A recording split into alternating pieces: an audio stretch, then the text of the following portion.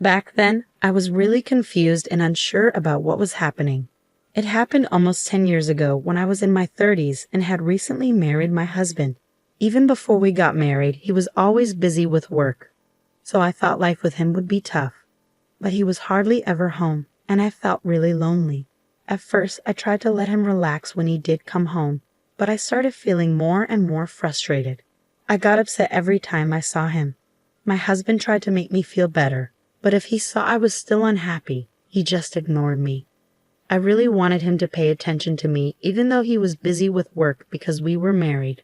I was so caught up in my feelings that I couldn't see things clearly anymore.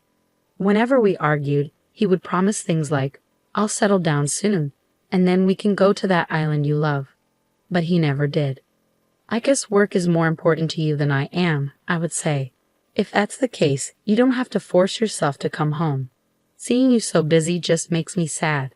No matter how mean I was to him, he never seemed to take it seriously, and I started to worry that our marriage was falling apart.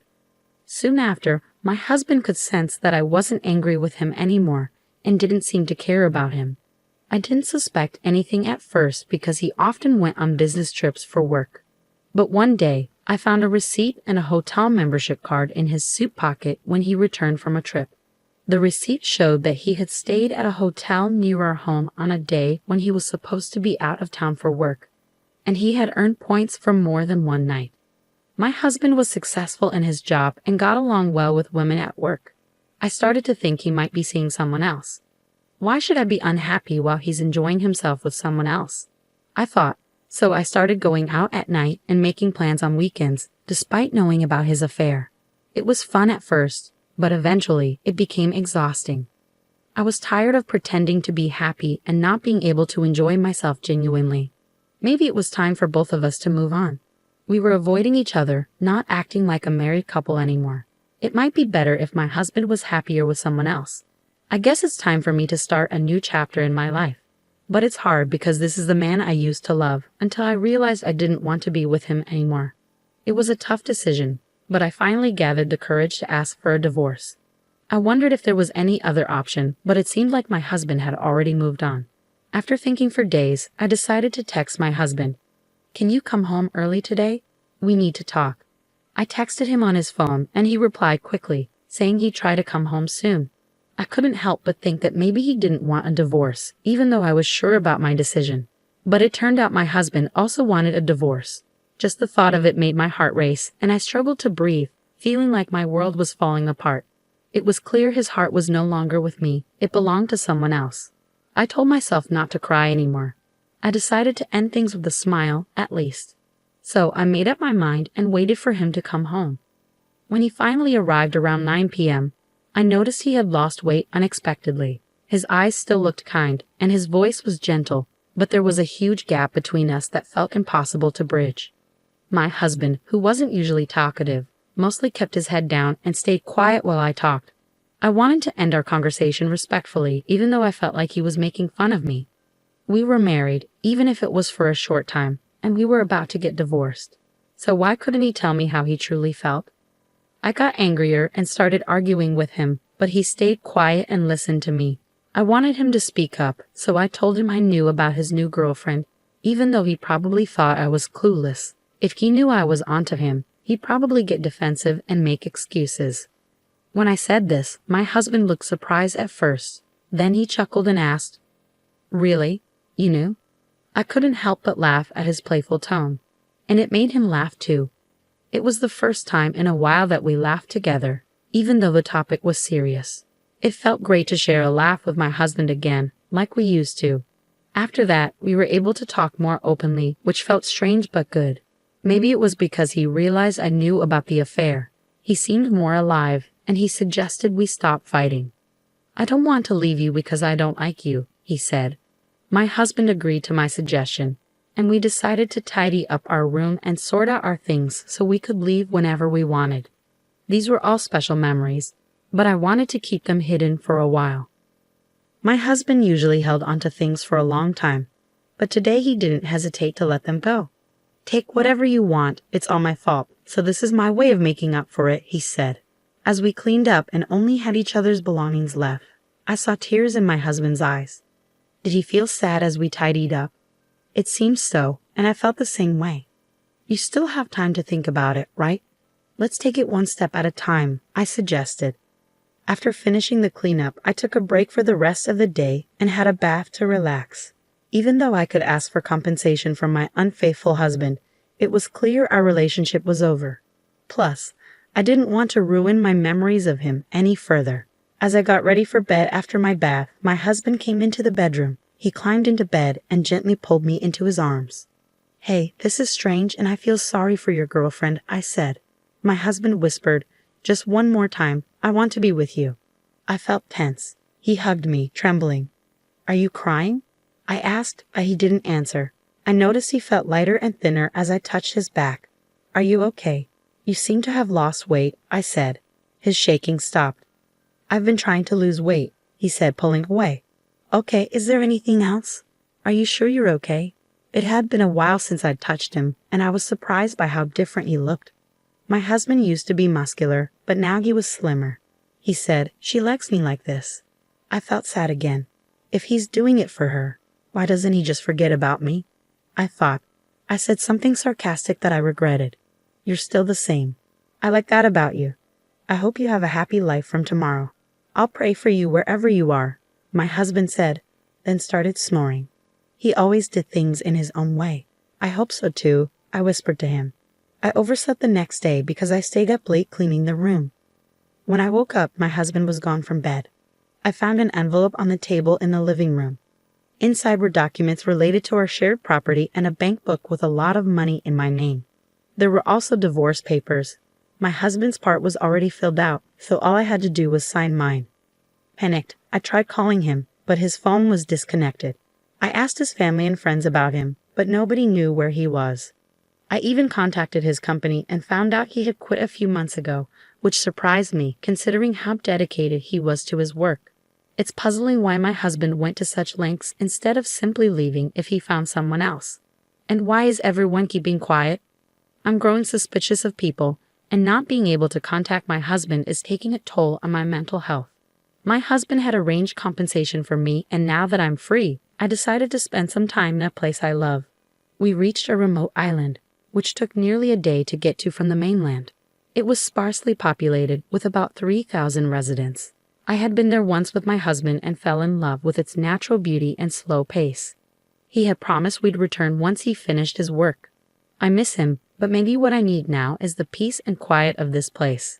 I quit my job and moved to the island a few months later, renting out my house. It was a risky decision, but I couldn't stay in that house with so many memories. I'm not sure how my husband paid off the mortgage, but I know he worked hard. I didn't want to disregard all the effort my husband put in, so I felt hesitant to just move on without understanding everything. There were so many oddities, but I couldn't ask my husband anymore. I decided to spend time on a serene island, unwinding and letting myself relax. I gradually adjusted to island life and got to know my neighbors. Although I had enough resources to live comfortably without working, I found that doing nothing made me feel even more down. So I started helping out, assisting the elderly residents with their needs. At first, I was seen as an outsider, but as I got more involved, I was relieved to be accepted as part of the community. While settling into my routine, I found out from a colleague that a new resident had arrived from the mainland for medical treatment. He had fallen ill and chose our island as his final stop because there were no medical facilities available. Moving to an island without medical support is challenging unless you're well prepared. The thought of taking charge was daunting, especially when the new resident requested a visit and I was the only one available. Feeling anxious about his health, I headed to his house.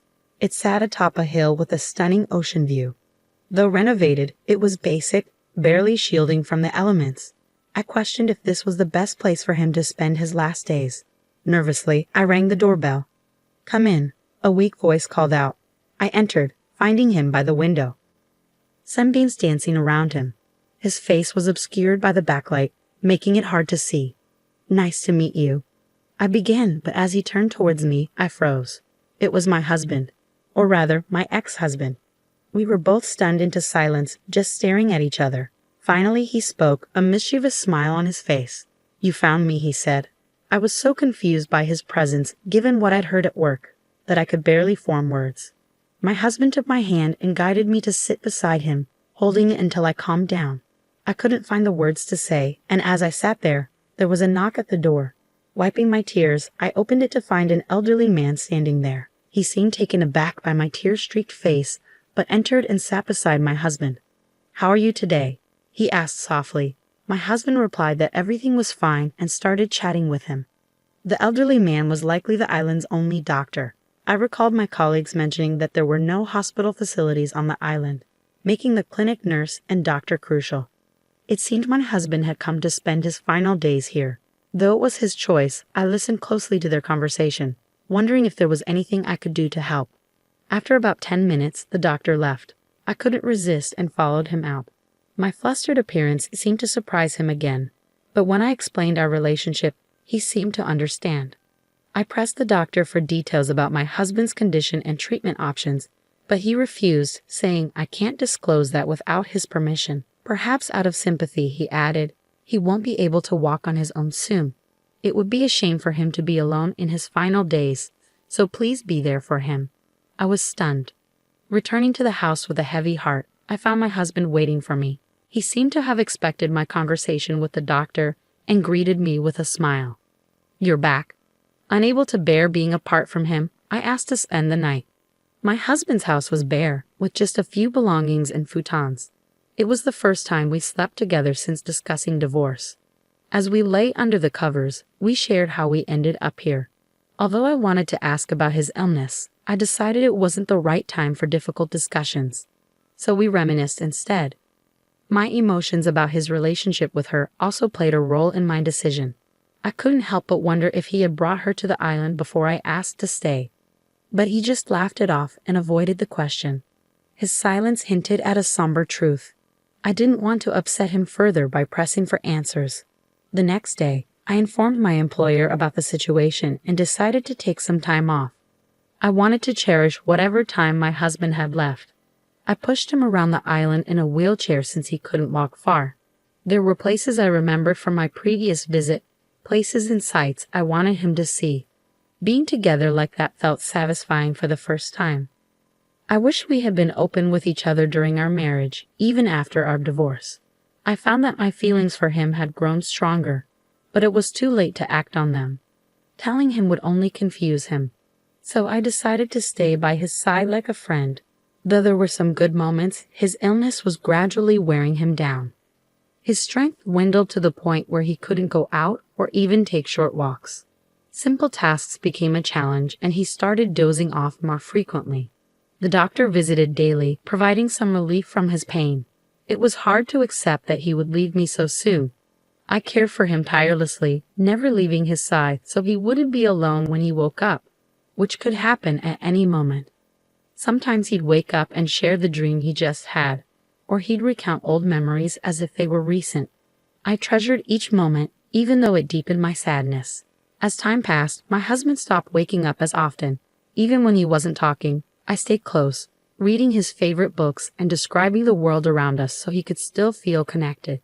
One day, I wanted to share the beauty of a sunset with him. I held his hand and tried to speak, but his hand felt cold, and his breathing was shallow. His chest rose and fell in an odd rhythm. Panicked, I called the doctor, who promised to come right away. I waited anxiously, feeling like my heart was being torn apart by the uncontrollable situation. I desperately hoped it was all a mistake. I wanted him to reassure me that everything would be all right. But when the doctor arrived, he examined my husband and solemnly said, "His blood pressure has dropped significantly. It's time to let him go peacefully. He wants you by his side, so I'll step back. Don't worry, I'll be close by if needed." With those words, the doctor said his goodbyes to my husband and left the room. The moment I had dreaded had arrived. Though I knew it was inevitable, the pain was unbearable. "I'm grateful to have known you. Despite the challenges, I love you," I whispered to him as I held his hand. To my surprise, he gently squeezed my hand back, though it seemed medically impossible. Shortly after, he took his final breath and passed away quietly. I couldn't stop the tears, but I was relieved to have been there for him at the end. I was so busy with arrangements after his passing that I didn't have time to properly mourn until after the funeral. As I returned home from sorting through my husband's belongings, I noticed a pile of mail that had accumulated like a mountain. Going through them one by one, I was struck by the familiar handwriting on the envelopes. It turned out my husband had written dozens of letters. I couldn't help but feel a pang of nostalgia as I read through them. His letters began on the day we reunited. He had moved here in the hopes of finding me, but I don't think he expected to actually succeed. He couldn't help but feel surprised and delighted. One of the letters read, I couldn't help but laugh at how amusing his letters were, and knowing he felt that way was the best compliment he could give me. Each letter was dated, showing he had been sending them every day. However, as his illness progressed, his handwriting became messier, and the letters grew shorter. With a heavy heart, I continued reading until one letter caught my eye. In it, he revealed the truth about our divorce. My illness started during our marriage, he wrote. When I found out, there was no cure, and the treatment I received only made things worse. I decided to divorce you because I didn't want you to spend the rest of your life taking care of me. I didn't deny the existence of another woman because I thought I could compensate you with money. But since I no longer needed medical treatment, I wanted to liquidate all my assets so you could live freely. As tears streamed down my face from the hurtful words in my husband's letter, there was a knock at the door. Quickly wiping my tears, I opened it to find my doctor standing there. What brings you here, doctor? I asked. He handed me a sealed envelope identical to the one I had just read from my husband.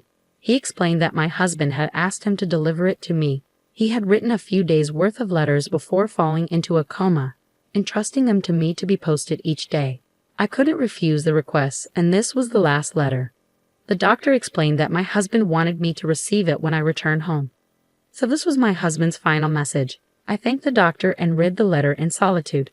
Quietly and calmly opening it, I found a short but clear note that simply said, "Thank you, I love you." Despite all the pain, our hearts remained connected. "I love you too," I whispered, feeling as though I saw a hint of a smile on my husband's portrait. Decades have passed since my husband's passing, yet I still reside on the island, now officially recognized as one of its residents. I built a grave next to where his house once stood on the day I decided I would never leave the island. He used to look out the window every day, and I believe he still does. One day, I'll join him there, surrounded by memories of our life together.